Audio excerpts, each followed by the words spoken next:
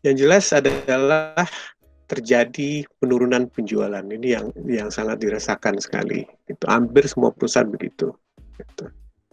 Kecuali ada beberapa perusahaan ya, yang mungkin misalnya kita bicara kayak Tokopedia mungkin mengalami, atau misalkan kayak startup Halodoc, misalkan mereka mungkin mengalami kenaikan secara sisi bisnis ya.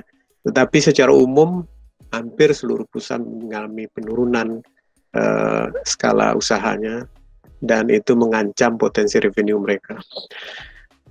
Berikutnya adalah penurunan output atau produktivitas ya dari usaha, termasuk juga produktivitas dari karyawan. Di mana dua-duanya ini akan berimpact kepada penurunan kesehatan keuangan dari perusahaan itu sendiri.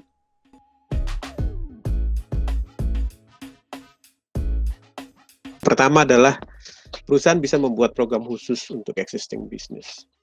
Jadi misalkan banyak perusahaan sekarang yang memberikan diskon kepada customer, atau malah menggratiskan di beberapa bulan agar customer tidak lari, agar customer tidak pindah ke produk yang lain.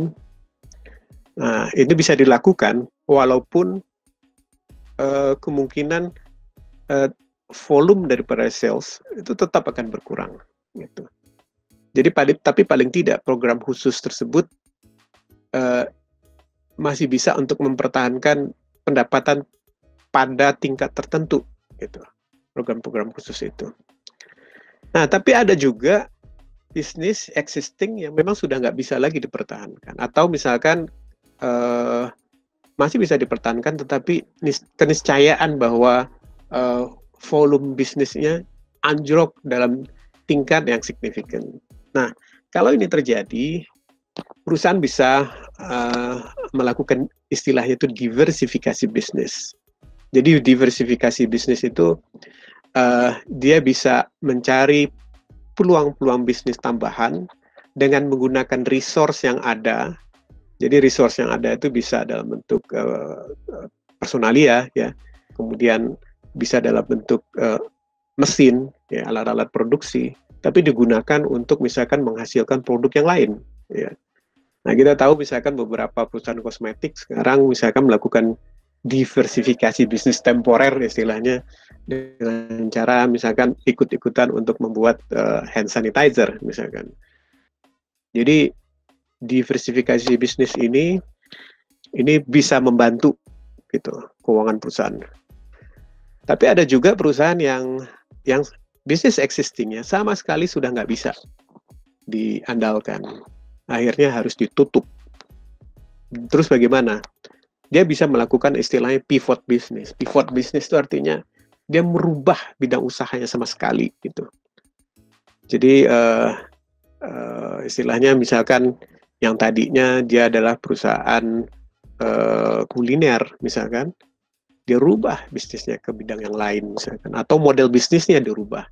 Jadi 3 hal ini bisa dilakukan ya sebenarnya. Pilihan-pilihan itu tergantung kondisi dan karakter daripada perusahaan itu sendiri misalnya.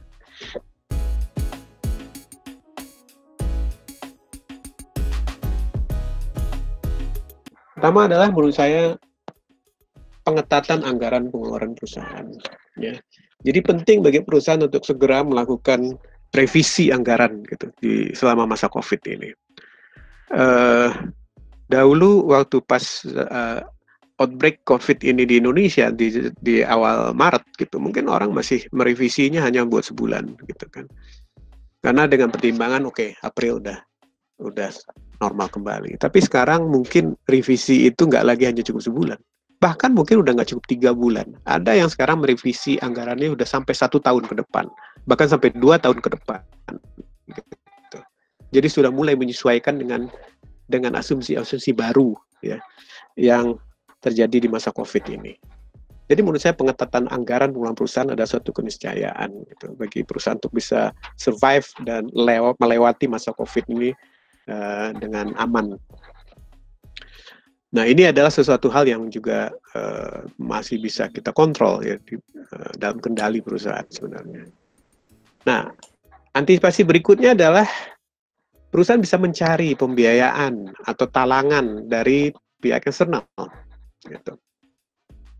Nah, caranya gimana misalkan? Ya, misalkan pergi ke bank, ya, atau ke investor. Walaupun ini terus terang mencari pembiayaan atau talangan dari pihak eksternal ini agak sedikit membuat perusahaan itu berada pada bargain position yang lemah, gitu, ya, karena karena banyak banget pasti yang mencari pembiayaan talangan ini, sementara lembaga keuangan pasti akan sangat hati-hati di dalam memilih, gitu kan. Jadi mencari pembiayaan dan talangan ini ada tingkat kesulitan sendiri di masa COVID ini. Ya. Nah, bagaimana kalau nggak ada misalkan dana talangan ini? Pilihan ketiga ini bisa dilakukan, yaitu penjualan sebagian aset perusahaan untuk menambah kas tersedia. Mau nggak mau, gitu kan? Kalau kita punya stok, ya udah, stoknya kebetulan juga nggak bisa diputar lagi dalam bentuk penjualan yang normal, gitu kan? Kita bisa jual dalam bentuk bulk, gitu kan ya, atau ada peralatan-peralatan gitu kan yang sudah nggak terlalu dipakai lagi, kita bisa jual. Walaupun sama seperti yang tadi, bahwa menjual aset pada masa krisis itu pasti mau nggak mau akan mengalami tekanan harga, jadi kita sulit untuk mendapatkan nilai penjualan yang pas menurut pendapat kita, ya, itu tadi. Jadi tapi paling tidak, gitu kan, dari ketiga pilihan ini, ya, yang paling penting adalah bagaimana kita memiliki pasokan cash, availability of cash, gitu, sehingga nyawa kita atau nyawa perusahaan bisa diperpanjang.